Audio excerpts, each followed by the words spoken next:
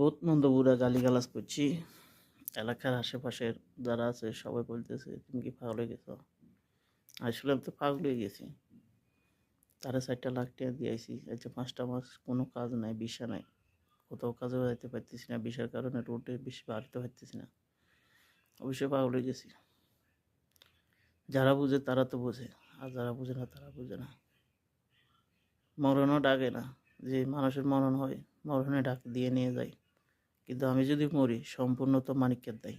এই যে চৌধুরীর লগের যে মানিকের কথা বলতেছিলাম, ওই মানিকে দালালে দায়। কিন্তু মরণ তো হচ্ছে না, কষ্ট তো করতেছি।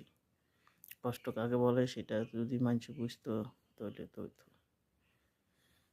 ঠিক আছে, সবার কাছে আমি বিচার দিলাম, মানিককে কীভাবে অ্যারেস্ট করা যায় বা কীভাবে তার বিচার করা যায় সবার কাছে রিকোয়েস্ট রইল, আমার একটু বুদ্ধি পরামর্শ দিয়েন। যারা এই ব্যাপারে জানান কীভাবে প্রতারণার মামলা দেওয়া যায়, কী আসল বিষয় করা যায়, সবাই একটু আমার জানান। ঠিক আছে, কীভাবে প্রতারণার মামলাটা দেওয়া যায়, যে মানুষকে ভালো কাজের কথা নিয়ে নেয় বিদেশে আনি ছাইড়া দেয়।